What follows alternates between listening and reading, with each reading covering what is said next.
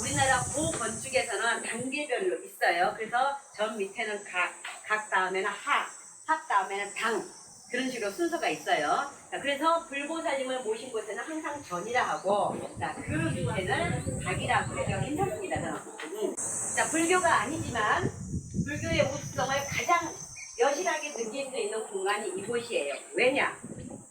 아까도 제가 말씀드렸지만 인도에서 태동을 해서 중국을 거쳐서 한국에 와서 일본으로 간 게 불교죠.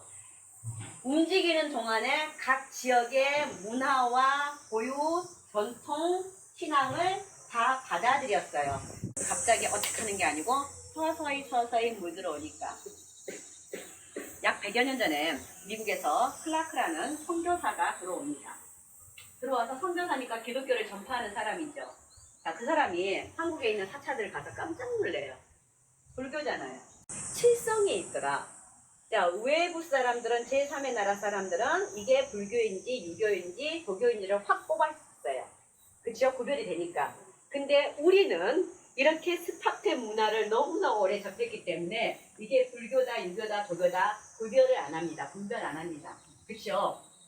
절에 가면 산신각이 있고 합쳐진 삼성각이 있으니까 늘 있었나 보다 하는 거지. 그런데 그들 파란 사람들 무대 봤을 때는 이게 불교가 아닌데 왜 있지? 도교가 아닌데 왜 있지? 그렇게 생각을 하겠죠. 자, 클라크라는 사람이 선교사인데도 불구하고 유교의, 한국 불교의 이 우수성, 뭐? 포용성. 기독교는 꿈도 못 꾸는 얘기예요. 자, 원래 선생님들이 태어나기도 전에 우리 할머니, 할아버지 그 윗대 즉 우리나라가 마이너스 2333년에 고조선을 세웠다고 해요. 오늘은 당군 얘기가 조금 나와야 돼. 그래서 마이너스 기원전을 얘기하죠. 마이너스 2333년에 조선이 세워졌다 하는데 원래 조선이에요. 고조선이 아니고. 원래 조선과 구별을 하기 위해서 후대 사람이 고자를 붙였을 뿐이에요. 그래서 고조선이라 하는데, 자, 우리는 그 오랜 세월 동안 여러분이나 저나 스님이나 우리는 불자라고 하지만 우리의 몸에는 DNA는 원래 고유신앙이 들어있어요. 그죠? 저는 어렸을 때 우리 엄마가 조항신한테 장독대에서 비는 것도 봤고, 지금도 제사 지낼 때 제사 지냈는데 옆에 산에다가 언제 돌아가셨지만 우리 새언니가 올케가 지금도 그렇게 합니다. 성주상을 따로 만들어요. 성주상. 안 지내시는 분 많아요. 성주상을 따로 만들어요.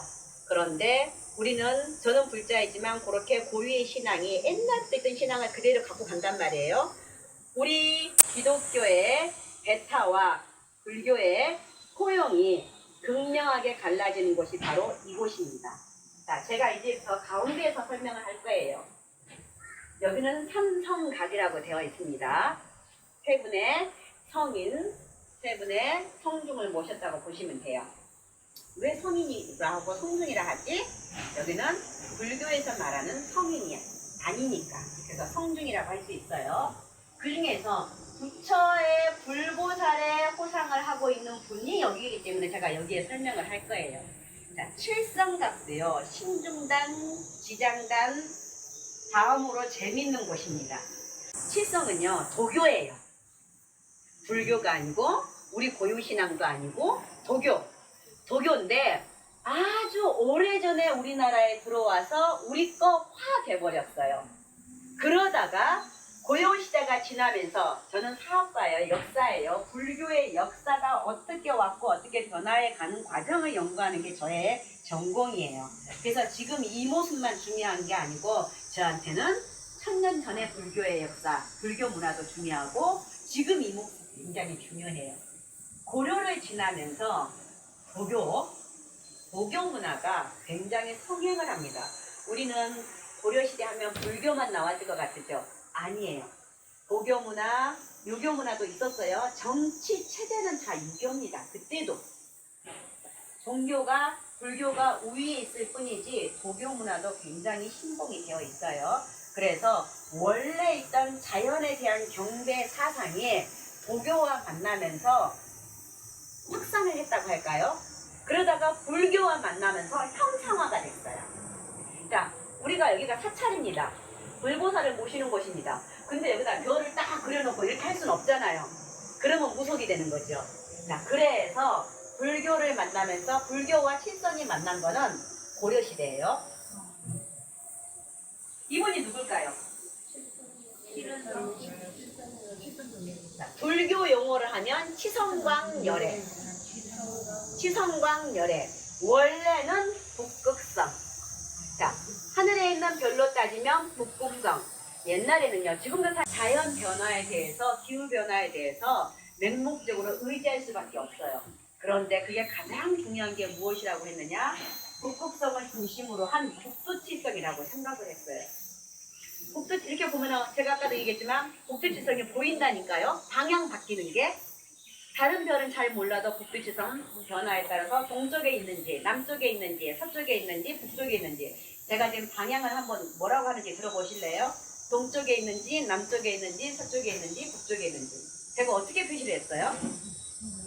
방향으로, 돌아가는 방향으로 했죠. 우리는 서양 문화에 100여 년 전에 들어온 서양 문화에 너무나 익숙해져서 동서남북으로 얘기합니다. 그러나 동양권 문화로 얘기하면 별의 움직임에 따라서 자전에 의해서 뭐라고 얘기해야 맞느냐? 동, 남, 서, 북으로 얘기해야 맞습니다. 그래야 사천왕도 그렇게 돼 있어요. 동방하고, 그죠? 우리가 동쪽에 한 번, 이쪽에 한 번, 다시 한 번, 다시 한 번 하게 돼요. 왜? 동남 같이 모시고 서북 같이 모시고 하기 때문에. 북극성입니다. 별로 말하면. 불교로 말하면 치성광열애. 자, 이거를 도교식으로 말하면 뭐라 할까요? 도교라고 했어요. 북두칠성 문화는 분명히 도교인데, 중국에서 온 도교인데 우리나라에 와서 우리의 고유 문화가 돼서 고려 때 불교를 만나면서 형상화가 됐어요. 말이 어려운 것 같지만 쉽게 말하면 불교하고 만나서 이렇게 됐어. 도교는 잔이대제입니다. 다르죠. 자, 북극성이었는데 중국에서 잔이대제가 됐다가 불교에서 치성광열애가 됐어요. 북극성을 중심으로 해서 북두칠성이 움직이니까. 자, 가장 중요한 별이니까. 그래서 북극성이 모든 걸 관장한다고 생각했어요. 농사도 때에 따라서 비도 와야 되고 눈도 와야 되고 목축업을 해도 유목민들이 움직이잖아요. 근데 어디로 가야 초원이 많은지를 알아야 되는 게 하늘의 별을 보고. 요즘 우리나라에서 유행하는 게 뭔지 아십니까? 몽골에 가서 오로라 보는 게 유행이에요. 그쵸? 그만큼 초원에서는 별이 잘 보인다죠. 그러면 별의 움직임이 아주 중요하다는 거죠. 생각해 보세요. 배가 망망대해에 있는데 북극성이 어디를 가리키냐에 따라서 내가 가야 할 길을 가리켜주죠. 자연의 변화에 대해서, 자연의 이치에 대해서 맹목적으로 신앙할 수밖에 없는 게 옛날의 민주예요. 자, 그러다 보니 불교가 돼서, 불교가 만나면서 이렇게 치성광열애로 나타났습니다. 자, 그러면 북극성의 치성광열애를 중심으로 하늘에 떠 있는 것 중에 가장 중요한 건 또 뭐 있습니까? 이거 없으면 큰일 나지. 해, 달. 자, 불교와 만나면서 일광보살이 됐고 월광보살이 됐습니다. 자, 일광보살 해 모양 있죠? 하얀 거 있죠? 월광보살.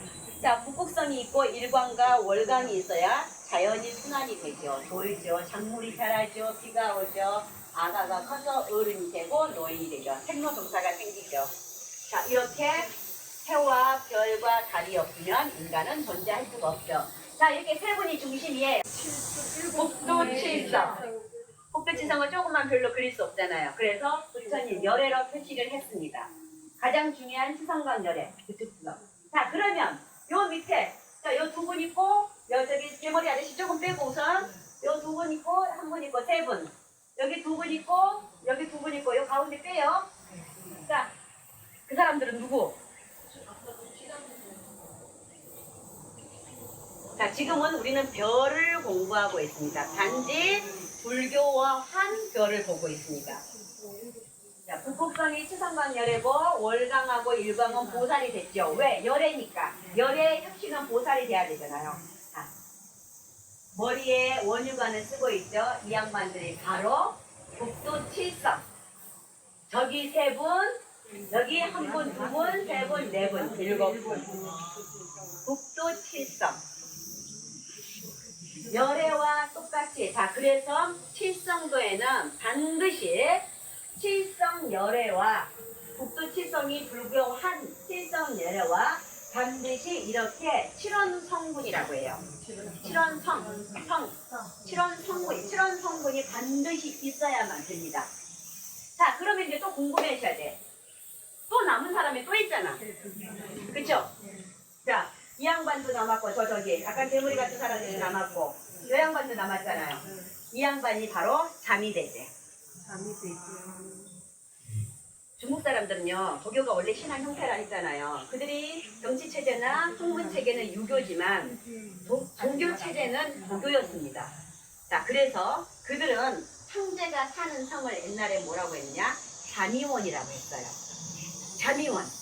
자미원은 뭐냐? 자미대대가 사는 곳을 자미원이라 해요. 자, 즉 북극성이 이 세상의 중심인 것처럼 중국의 황제는 당신이 세상의 중심이라고 생각을 했으니까. 그래서 옛날에 중국 황제가 사는 곳을 자미원. 자, 자미대제예요. 하나, 둘, 셋, 넷, 다섯, 여섯, 일곱 명은 칠원 성분이고 이 양반은 자미대제, 북극성. 그러니까 지금 북극성을 부처님처럼 했으니까 실제로도 해야 될 거 아닙니까? 도교식으로. 자, 이 양반은 훨씬 더 이후에 나타나요. 정말 19세기 후반에 나타나요. 18세기까지에는 실성도에 별로 안 나타나는 노인인데 왜 갑자기 아까 일로왕보살 질문한 거하고 똑같아요. 지장보살이 일로왕보살 역할을 다 했단 말이에요. 원래는. 그러다가 분할을 시켰죠. 북극성 자체가, 자, 자미대제 자체가 인간의 기중 흥복과 영, 특히 수, 목숨, 그래서 아기 낳는 것도 있고, 그쵸? 목숨을 관장을 하는데 북극성하고 북두칠성하고 중요하다고 생각하면 남극성은 어떻게 해요? 안 되잖아. 또 인간의 입장에서 남극성을 무시하면 안 되잖아. 그래서 남극성을 수성노인이라 해서 저 양반한테 수를, 목숨, 질병 그런 걸 관장하는 역할을 맡기면서 어느 날 갑자기 우리나라의 칠성도에 딱 등장을 합니다. 조선 완전 후기에. 그래서 조선 우리나라에 남아있는 칠성도는요 사실은 18세기 것도 없어요. 거의 없어요. 19세기부터 남아있는데 남아있어 봤자 정말로 뭐 1790 몇 년 남아있다고 치자. 그러면 거의 19세기나 마찬가지. 정복한 걸 여기를 정수리의 입계라고 하죠. 자, 그렇게 더 뾰족함은 도력이 세다고 나타냅니다. 그래서 수성노인도 남극성을 상징하면서 동시에 목숨을 더 연장해주는. 그래서 어느 날 갑자기 19세기가 되면요. 생전 있지도 않던 경전이 등장을 해. 북두칠성 송명의궤라고 해서 북두칠성에 관계되는 의궤가 나옵니다. 실제로 성문일검, 손님 여기 계시지만 성문일검에도 칠성전에 올리는 의궤가 실려 있어요. 그게 바로 우리나라의 조선 후기. 자, 그러면 왜 이런 현상이 벌어지느냐? 고유신앙인데 그냥 고유신앙처럼 있으면 되지 왜 굳이 불교처럼 이렇게 아까도 얘기 드렸듯이 임진왜란 이후에 불교에 대한 사상이 귀족 중심이고 양반 중심이었던 것이 저 아래로 내려옵니다. 그래서 모든 민중이 함께해요. 선생님들 고려시대까지만 해도요. 일반 승려들은 법당에 못 들어왔어요. 승려들조차도. 일반 제가신자는 물론 귀족들만 들어오고 왕실만, 그러니까 일부 사람만 법당에 들어왔어요. 그래서 법단이, 부처님이 계시는 법단이 여기 벽에 있지 않고 요만큼 나와 있어요. 그래서 우요삼잡 세 번을 이렇게 다니면서 인사할 수 있는 구조가 만들어져요. 뒤에가 뻥 뚫려서. 대신에 불전 뒤에 벽화가 발달하게 돼 있죠. 왜? 여기에 공간이 넓을 필요가 없었어요. 왜? 불과 소수의 사람만 와야 하는 공간이니까. 그런데 조선에 들어오면서 후기에 들어오면서 불교가 민중과 합쳐집니다. 임진왜란이라는 게 물론 국토는 황폐화됐어요. 우리의 수많은 국법고 부물급들은 폐기가 됐어. 그런데 생각이 많이 바뀌고 불교는 오히려 융성합니다. 물론 경제적으로는 굉장히 어려웠어요. 그러나 민중 깊숙이 백성 깊숙이 불교가 파고드는 계기가 되기도 해요. 그러니까 뭐든지 사람도 장단점이 있고요. 물론 거기에는 조선 승려를 배우다 보면 공부하다 보면 눈물 없이는 읽을 수가 없어요. 정말로. 얼마나 박해를 많이 하고 일을 많이 시켰는지. 자, 그런데 그들의 노력이 오늘날의 불교를 만들었다는 뜻이죠. 불교가 고유 민속과 합쳐지는 계기는 조선 후기 임진왜란, 경자호론, 양난 이후. 그래서 이런 고유 문화가 우리의 고유 문화가 물론 도교니까 중국 거지만 우리나라 왔으니까 우리나라화했죠. 그러다가 불교화해서 형상으로 한 게 바로 불과 얼마 안 됐다는 거. 아무리 넓게 잡아도 200년밖에 안 돼요.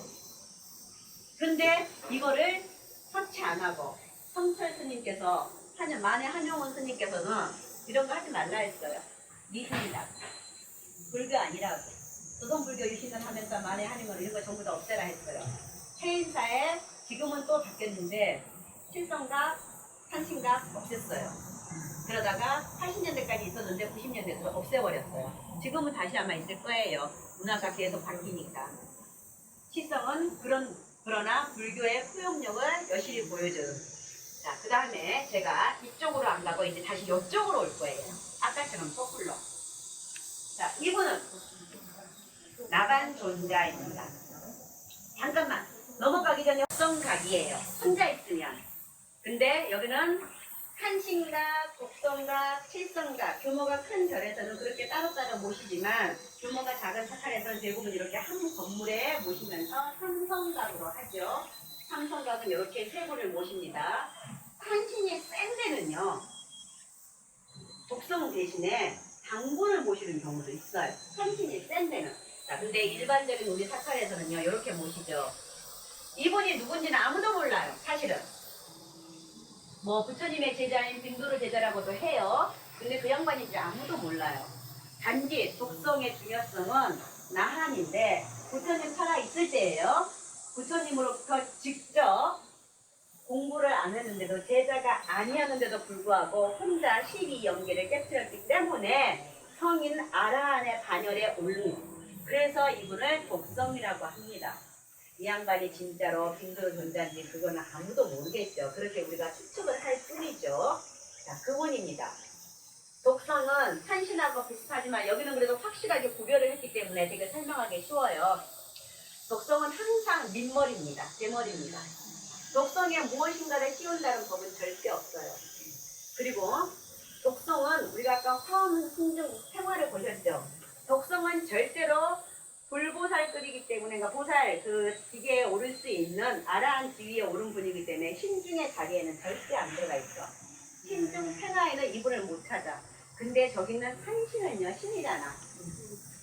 좀 약간 하위급이에요. 그래서 신중 생하에는 우리나라 산신이 들어가 있습니다. 이분은 절대 안 들어가. 왜? 부처님의 12연기를 알아서 깨치신 분이니까 위계가 더 높다고 할 수 있죠. 특징은 항상 이렇고, 가사를, 이 양반은 가사를 이렇게 오늘 다 입으셨는데 어떤 때는 보면 이렇게 벌려대고 해야 벌려진 경우가 있어요. 우리나라 기후 조건에서는 옷을 해야 벌리고 있을 수가 없죠. 뭐 여름 한철 뿐이죠. 그래서 이분은 우리나라 문화는 아니고 인도 문화, 즉 빙도르 존자가 맞을 거라고 생각을 하는. 만약에 동양에서 나오신 분이라면 가사를 이렇게 안 입으셨을 거예요. 여기는 다 송견을 입으셨는데 많이들 이렇게 해버려진 가사를 입으시거든. 항상 이래야 되고. 자, 이분은 누군가가 지금 어른이네요. 어른이 이렇게 자, 존경을 표하는 예가 있고 종자네요. 기독교에서는요, 선생님들 천사를 어른으로 표시합니까? 애기로 표시합니까? 애기로 표시해요. 날개가 달려있는. 기독교의 사고방식은요, 어릴수록 맑고 영혼이 순수하다고 해서 이 천당과 천국과 가까운 천사로 표시하는데, 불교는요, 우리나라 불교에서는 절대 날개도 없을 뿐더러 완전 애기로 표시 안 해요. 근데 기독교는 아가로 표시하잖아요. 요만 애기로 표시하잖아요. 불교의 생각에서는요, 이게 좀 다른 게, 아가들은 좋은 성업을 쌓을 수 있는 시간이 없었기 때문에 곧바로 절대로 극락에 못 가는 걸로 되어 있어요. 연명경에 그렇게 나와 있어요. 실제로. 왜냐? 이게 기독교하고 전혀 다른 사관이에요. 그 아이들은 태어난 지 얼마 안 돼서 나쁜 짓을 안 했기 때문에 바로 천국에 갈 수 있는, 그래서 천사가 되지만 불교에서의 아이들은 선업을 쌓을 수 있는 시간이 없었기 때문에 바로 극락에 갈 수 없는 구조. 그래서 우리나라에서는 아가들을 표시할 때, 동남 동료를 표시할 때 심부름하기 좋은 적당한 나이, 요즘으로 치면 초등학생 정도의 애로 표시합니다. 지장전에도 여기는 없지만 실제로 지장전에 조각상을 마련한다면 시황과 시황 사이에 동자상을 다 만들어요. 왜? 심부름을 해야 되니까. 아가가 아니고 초등생 정도의 심부름하기 딱 좋은. 자, 그래서 부처님 옆에서 시황들 옆에서 좋은 일을 하면서 선업을 쌓는 거예요. 그렇게 선업을 쌓을 기회를 주는 거예요. 여기서도 마찬가지예요. 초등학교 정도 수준이잖아요. 그래서 딱 심부름하기 좋은. 부처님을 표시함으로 인해서 나반증자라는 걸 확 표시했어요. 근데 부처님을 표시하는 예는 드물어요. 여러분들 다른 사찰에 한번 가보셔요. 거의 없습니다. 근데 딱 보시면 나반증, 독성과 단어가 없어도 나반증자라는 걸 충분히 이해할 수 있어요. 왜? 이분 가사를 보면 알 수 있고 여기는 다 통견에 전부 다 장상 가사를 다 두했는데 머리 그 다음에 보시면 두광이 있습니다. 그렇죠? 두광이 산신가들도 있잖아요. 산신 두광하거든요. 이분은 진리를 깨친, 여기서 말하는 진리는 십이 연기를 깨친 두광을 표시를 쓰는 겁니다. 그리고 애기 동자, 초등학생 정도의 동자가 항상 있고요. 때로는 여기다가 복숭아도 나오고요. 복숭아도 넣고요. 차도 따르고요. 그런 것도 있을 수 있어요. 그러니까 도교 냄새가 많이 나지만 중국을 통해서 왔기 때문에, 왜 중국을 통해서 얘가 와요? 불교가 그렇게 온 게 아니고 이 양반은 중국에 있는, 남중국에 있는 천태산에서, 천태사 북청사에서 혼자서 깨달음을 얻으신 분이라고 얘기하고 있어요. 그래서 여기에는 이제 이런 걸 화기라고 하는데, 불교에서는 굉장히 그림에서는 화기가 중요해요. 연합수고사진 그쵸? 모든 테마에서, 불화에서나 테마가 무지무지 중요합니다. 테마가 왜? 이게 언제 어디서 누가 무엇을 왜, 육하원칙에 정확해. 그래서 근거가 되기 때문에 아주 중요해요. 돈을 낸 사람, 그림을 그린 사람, 이걸 하게 된 이유, 어디에 했는지. 그래서 장무래비들이 요거를 싹 오려버리는 거예요. 그거를 다 찾아내는 게 이제 또 학자들이고. 그래서 도교풍이긴 하는 이유가 중국에 있는 천태산의 북청사에서 도를 깨쳤다. 그 도는 도교의 도가 아니고 불교의 십이 연기를 깨쳤다. 그 의미라서 독성각 단어가 없어도 여러분들이 나반존자라는 거, 우리말로는 중국 말입니다. 나반존자라고 알고 실제로는 빈두르존자, 그렇게 알려지고 있습니다. 소나무와 폭포와 산과 해와 이런 거 있잖아. 이런 거는 약간 선인들이 살고 있는, 신선들이 살고 있는, 북청사라고 했습니까? 천태산이라고 했습니까? 그런 분위기를 나타내기 위해서 그렇습니다. 그래서 부처님이 계시는, 실제는 북극성이지만 시성광열에, 자, 여기 두 분은 이제 불교와 융합한, 불교화한 종교이고, 여기는 불교가 전혀 아니죠. 불교가 전혀 아니에요. 태조 왕건일 수도 있고요. 고조선 당군일 수도 있습니다. 이 나라가, 이 땅에 나라가 생긴 이래로 우리나라 고유의 신앙이자 지금까지 절대로 없어지지 않는 산신이에요. 특히 우리는 선종이에요. 지금은. 여기도 대한불교 조계종이죠. 선종과 조계종은 똑같은 표현입니다. 선종은 사찰이 거의 산에 있어요. 산에 있으면서 어찌됐든 간에 소나무 하나라도 베야 되고 풀이라도 하나 베야 정각이 들어설 수 있어요. 자, 그래서 그 무엇을 할 때 우리는 산신에게 반드시 예를 취합니다. 그죠? 그래서 산신, 어떤 노보살님들은 사실은요, 대웅전 가시기 전에 여기부터 오시는 분들도 많아요. 의외로. 그죠? 왜? 그만큼 불교는 외의 종교이고 내가 불교이긴 하지만, 불자이긴 하지만 요분들은 내가 태어나기 전부터 내 DNA에 들어와 있는 고유 종교거든요. 결코 사라질 수 없는. 제 생각에 불교가 망해도 산신은 안 망할 것 같아요. 저는 불자이지만. 왜냐? 너무나 오래됐고 그냥 별을 관장한다면 여기는 그냥 자연을 관장하고, 특히 우리는 산신 문화가 강할 수밖에 없는 게 인도에는 없어요. 걔네는 산이 없잖아요.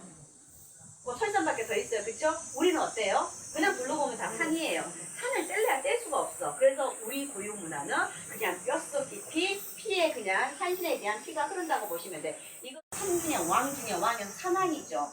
자, 시성광 열애가 원래는 북극성이었듯이 산왕이었는데 호랑이를 숭상하는 우리 민족이에요. 삼국유사에 장군께서 1050세를 누리고 여기서 1050세라는 거고 1050세 살았다는 게 아니에요.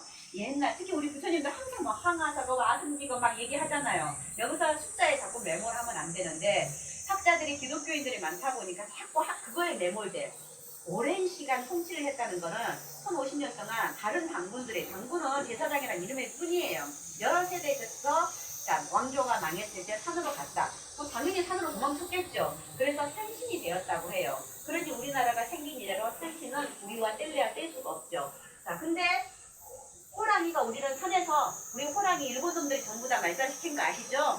일제강점기에 완전히 한국인의 지상을 꺾는다고. 그런데 어느 시대인가 산왕인 산신이라고 여겼던 호랑이가 옆에 있는 애가 되고 주인공은 진짜로 산신이 또 나타나 버렸어. 굉장히 흥미로운 제목이에요. 그러니까 제 입장에서 학자들 입장에서는 호랑이를 숭상을 했으면 예를 들어서 호랑이를 그리면요 미신이 확률이 높죠.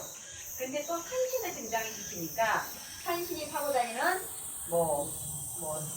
문수고사리 그거를 타고 다니지 청사대를 타고 다니지 그런 걸로 대비를 하니까 사람들이 수용하기도 좋은 거예요. 근데 호랑이만 딱 그려놓으면은 어이구 완전 토테미즘 애니미즘이 되는 거죠. 이제 미개한 원시 종교가 돼버리는 거죠. 그래서 산신이었던 호랑이가 이제는 산신을 보필하는 존재가 된 게 여기도 보세요. 호랑이는 있고 문란 있고 복숭아라는 개념 천도복숭아 성류가 그려져 있는 건 도경풍이죠. 그죠? 우리나라의 고유 신앙은 고도와 고유가 합쳐졌습니다. 뗄래야 뗄수. 이거를 절대 폄하해서는 안 되고 우리 피 속에 남아있는 고유 문화인 거죠. 그리고 산신각은 보세요. 모자를 한번 봐보세요. 나반존자는 절대로 모자에 뭘 안 써요. 머리에 뭘 안 써요. 자, 근데 어때요? 상관 비슷한 거 썼죠? 상처 비슷한 거 썼죠? 유교 스타일. 유교 스타일. 손에 선부채, 털로 달린 부채를 막 도교 스타일. 아무것도 없으면 한국 스타일. 항상 식당생 비슷한 게 있어야 돼요. 폭포가 있어야 되죠. 소나무가 있어야 되죠. 여기는 그거는 파초선. 이게 파초선이라는 게 파초선이라고 해요. 그런 거예요. 파초된 부채, 파초선. 도교풍이에요. 복숭아도 도교풍이고 파초선도 도교풍. 자, 그러나 머리를 보니까 판거를 썼네요. 유교풍. 그래서 문화는 언제든지 그림 평화를 그리시는 분도 있지만 그 시대 각각의 국가적인 특징, 지방적인 특징, 화가의 특징, 그 다음에 화주의 특징, 돈을 낸 사람의 특징. 자, 그런 특징들이 다 어우러진 게 바로 해나입니다. 자, 혹시 여기에 대한 질문? 아이고 열정적으로 설명해 주신 우리 이 교수님한테 다시 한번 손 받기 바랍니다. 감사합니다.